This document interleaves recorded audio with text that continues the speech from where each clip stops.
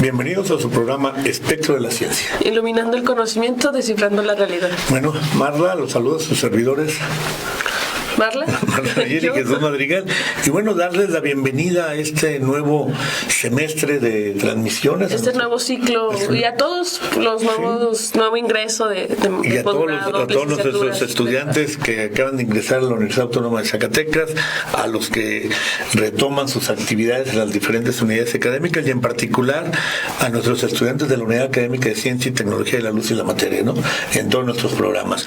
Y bueno, para arrancar este ciclo de programas del Espectro de la Ciencia, tenemos como invitado el día de hoy al doctor Jaime Raúl Suárez López. Invitado especial. Invitado especial. Él ahorita se desempeña como el responsable del programa de la licenciatura en Ciencias Aplicadas. Y bueno, vamos a aprovechar para hablar de un tema que creo que es muy, muy interesante, ¿no? Que ha generado siempre una discusión muy fuerte, que es el agua en Marte. Sí, bienvenido, doctor. Muchas gracias, Jesús, Marla. Muchas gracias por la invitación, a Notiguaz por la hospitalidad. Y sí, siempre Marte nos ha parecido un planeta muy especial por su cercanía. Ha sido muy atractivo para su estudio y ha suscitado muchas ideas, algunas ciertas, otras no tanto, que vamos a precisamente aprovechar este caso que yo lo agarro como pretexto para estudiar o poner un ejemplo de cómo la tecnología ha apoyado, ha mejorado precisamente el conocimiento científico. Desde luego, pues hay una simbiosis entre conocimiento científico y tecnología. El conocimiento científico promueve, impulsa la tecnología, el desarrollo tecnológico, pero también al revés. Estamos acostumbrados a verlo en un sentido. La ciencia promueve el desarrollo tecnológico, pero el desarrollo tecnológico también impulsa el desarrollo científico.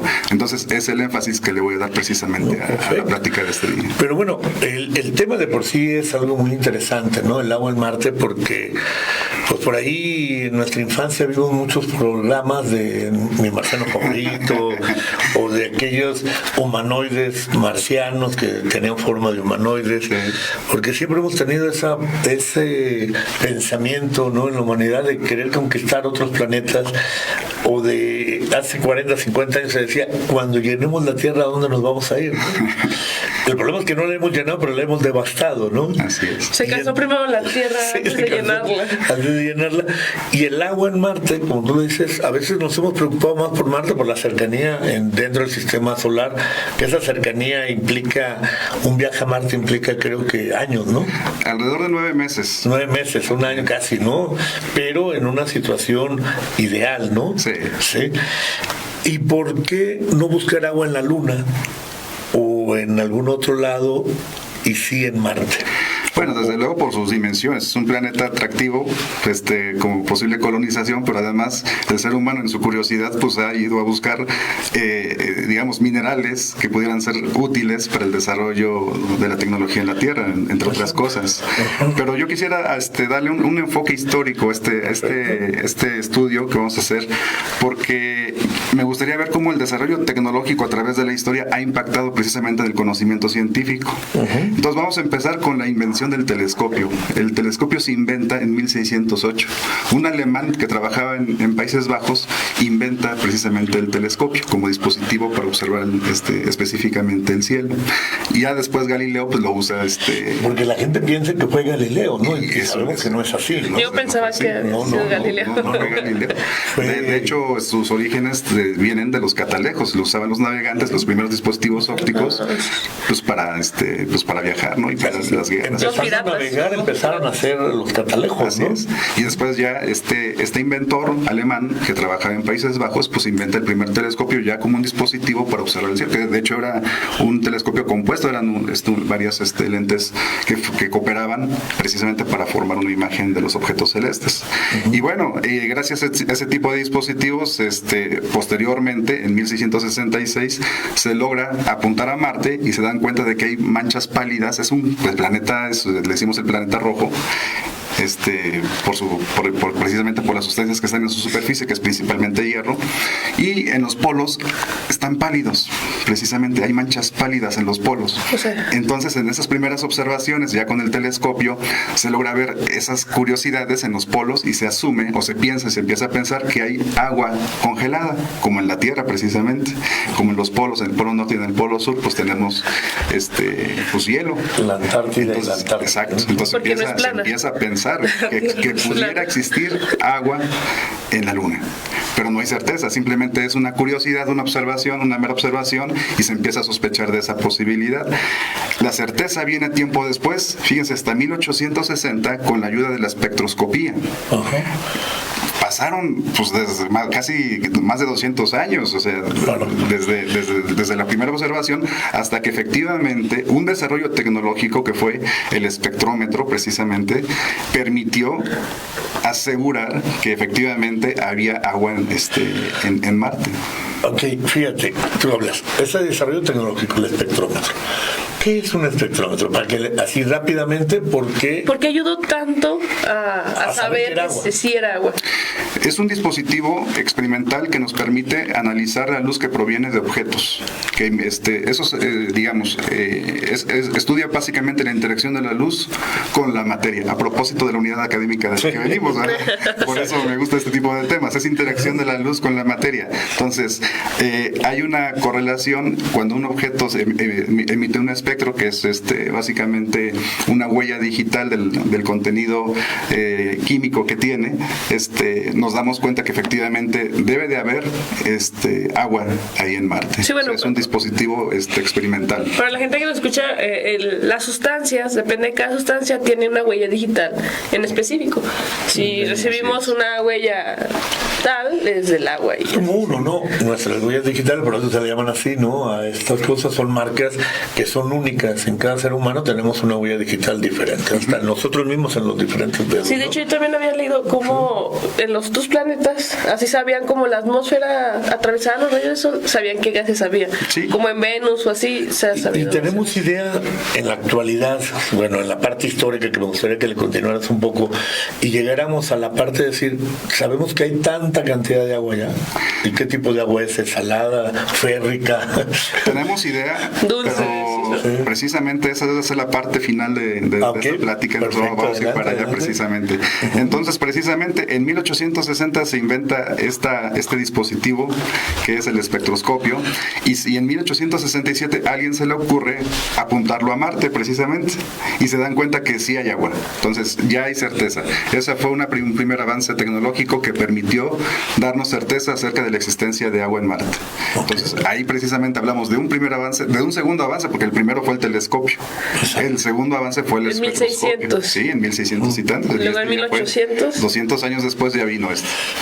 Después ya hubo pues gente que se empezó a dedicar un poquito a estudiar con más detalle, ya con la ayuda de telescopios más sofisticados. Los dispositivos fueron evolucionando e hicieron mapas muy detallados de la superficie de Marte. Claro, con los dispositivos del siglo XIX, pues eran rudimentarios en este momento, ¿no? Entonces hicieron cartografías, o sea, mapas de la superficie de Marte. Y un italiano, un astrónomo, Giovanni Schiaparelli, pues él hizo un mapa bastante preciso y dibujaba algunos cráteres, y esos cráteres estaban interconectados por líneas aparentes, a los que llamó canali en italiano, y la gente lo tradujo pues como canales. Y entonces empezaron a elucubrar cosas, la gente pues le dio vuelo precisamente a la gente, y hubo en 1895 un astrónomo amateur apellidado Lowell, que él decía que precisamente esos canales eran hechos artificialmente. O sea, no eran de origen natural. Y lo peor, este amigo pues era un astrónomo amateur, ¿no? Dices, bueno, pero después vino un profesional, Camille Flammarion, que dijo en 1892 que no solamente eran artificiales, sino que fueron hechos por entes inteligentes. Ahí vienen los marcianos precisamente, y lo dijo un profesional de la astronomía. Y yo me la creo. Y era francés. Y yo le creo. Digo, porque Francia tiene una tradición científica muy importante. Sí, claro. Y entonces la gente empezó a hablar de marcianos, porque además él dijo, esas estructuras lineales eran acueductos, porque servían para transportar el agua de un punto a otro.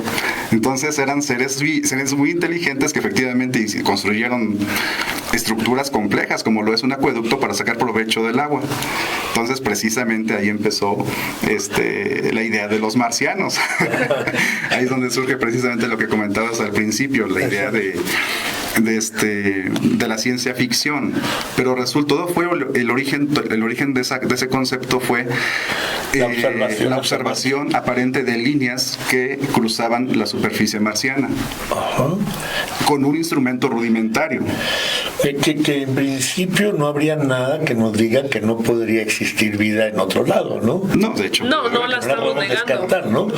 Pero luego, ¿qué más seguiría? Pues se me hace muy interesante en este... Siento que estoy escuchando un cuento. Efectivamente, pues después en 1903 otros investigadores, estos ingleses, Evans y Maunder, pues se dieron cuenta de que efectivamente usando, digamos, mejor tecnología disponible en aquel tiempo, se dieron cuenta de que esas líneas eran aparentes, que eran meras ilusiones ópticas, que efectivamente existían toda una estructura en la superficie marciana, pero que esas líneas que decían que eran canales y además eran hechos por entes inteligentes, no existían, que eran meras ilusiones ópticas. Entonces ese era el estado en 1903. Había gente que creía ciegamente en los marcianos y otros que decían pues que eran meras ilusiones ópticas, esas estructuras que estaban ahí sobre la superficie marciana. Entonces pues era el debate, ¿existe o no existe? Porque no se contaba con la tecnología suficiente para definir específicamente si esas líneas sobre la superficie marciana eran o no canales artificiales o hechas artificialmente.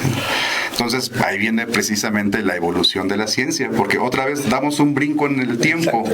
Nos vamos hasta 1957, cuando empieza la exploración espacial. Pero se duró como 60 años pensando que era... Pero fíjate cómo el desarrollo tecnológico y científico cambia el paradigma, cambia la idiosincrasia de la gente, ¿no? De la sociedad como tal, ¿no? Sí, así es. Sí. No, y agrega nuevas cosas, porque si no hubiera pasado eso ahorita ni de extraterrestre.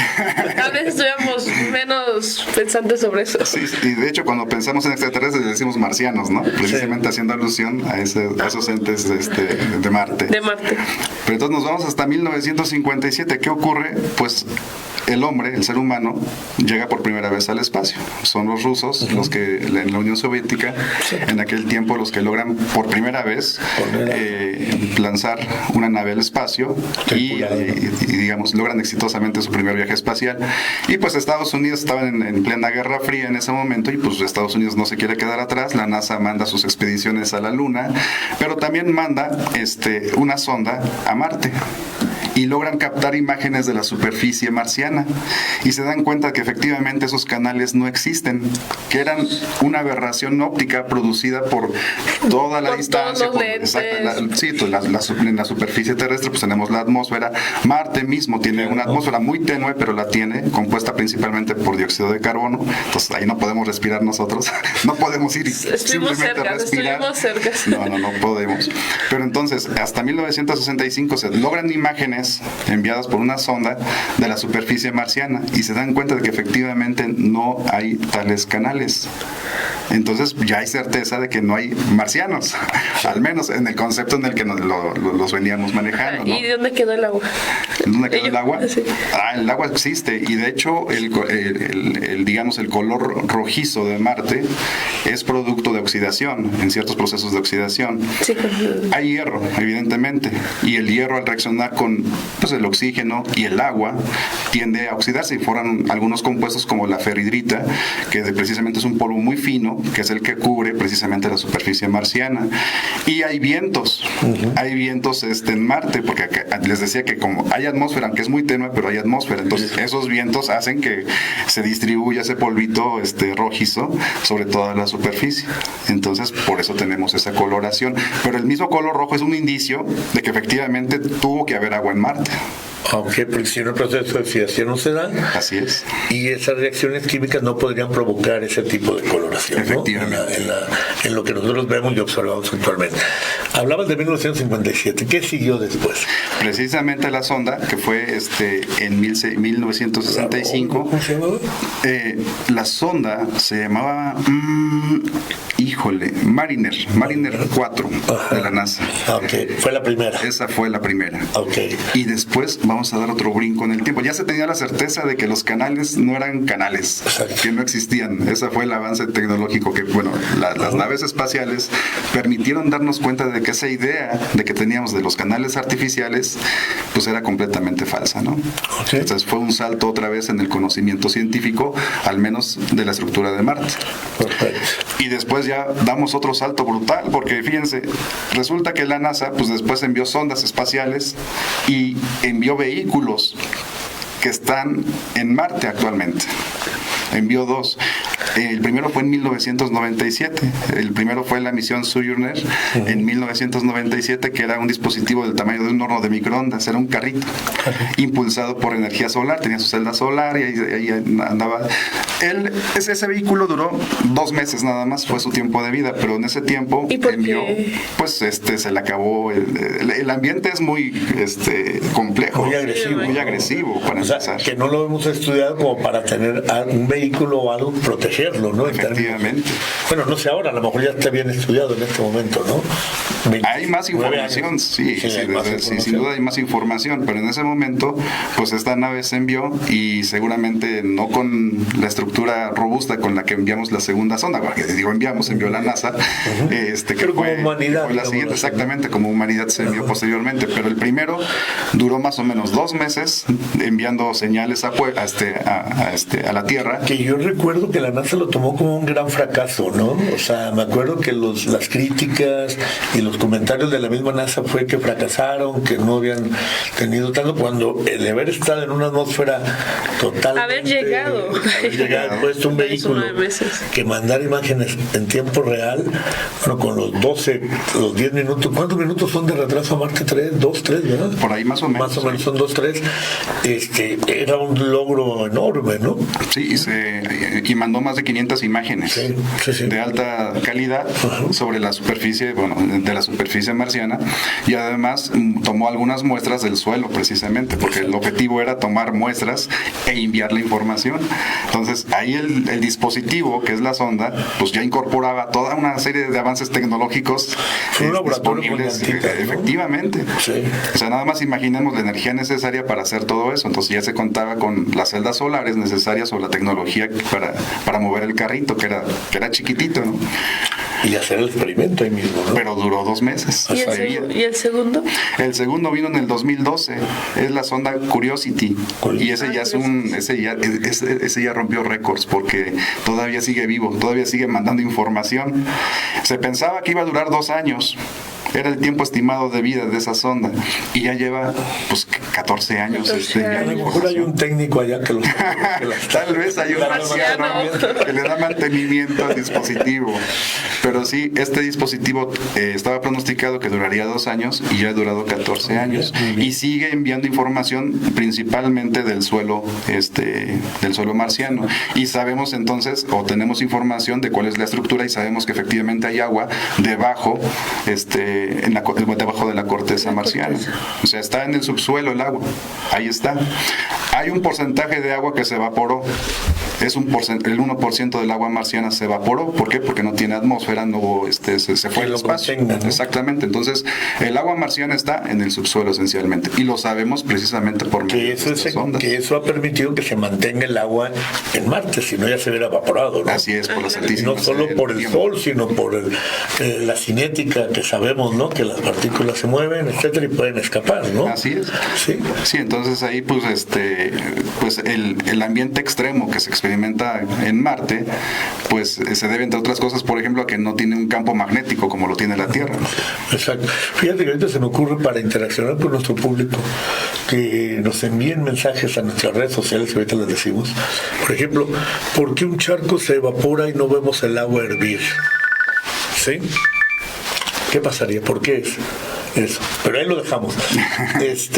Y ahora diríamos, entonces existe el agua. ¿Qué volumen tenemos? Es un volumen incierto, no se tiene precisión en la información todavía, pero se presume que es en cantidades importantes, suficientes tal vez para que efectivamente pongamos un laboratorio, por ejemplo, y sirva como una estación espacial, y de hecho han habido esa especie de intentos como para tener ahí no nada más una sonda, sino que se lleven a cabo experimentos más, digamos, de forma más elaborados, más complejos, efectivamente. Certeza del volumen de agua hasta donde yo sé no tenemos. Y bueno, dentro de toda esta historia que nos has platicado, que se me hace muy muy interesante, y ver cómo ha evolucionado esto, ¿qué otras cosas tecnológicas desarrolladas para Marte hemos utilizado ya en la vida cotidiana nosotros, ¿no? Bueno, yo hacía énfasis hace ratito precisamente en los vehículos y de dónde sacan su energía.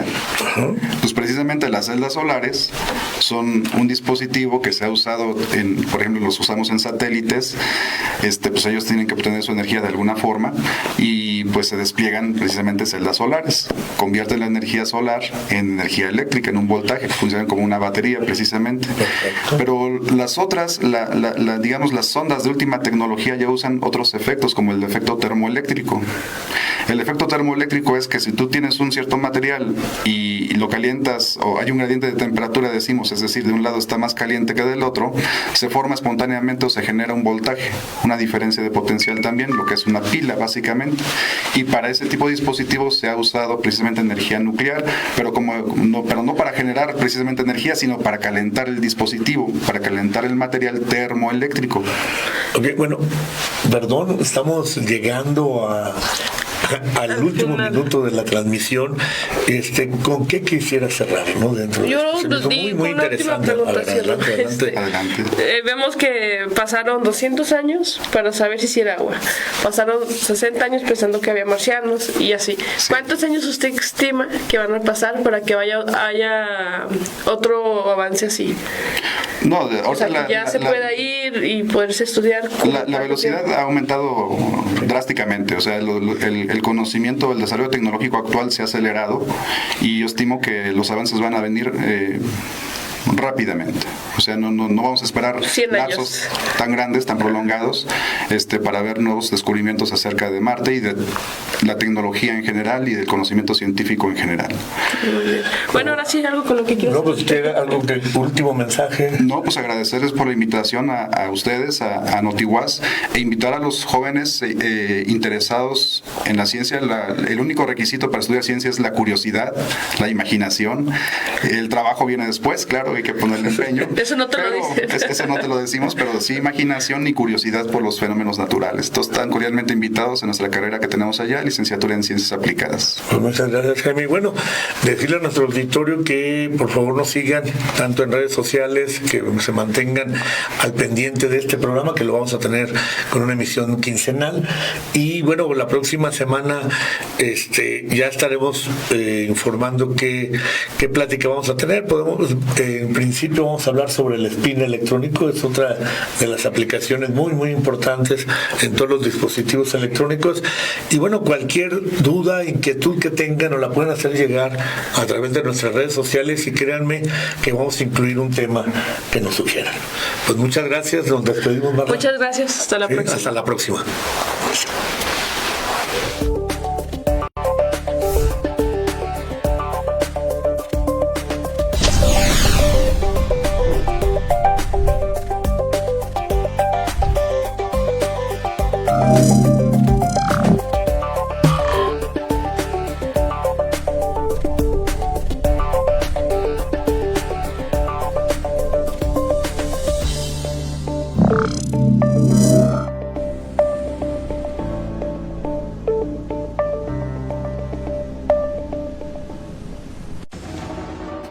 Esta es una producción de la Coordinación de Comunicación Social de la Universidad Autónoma de Zacatecas.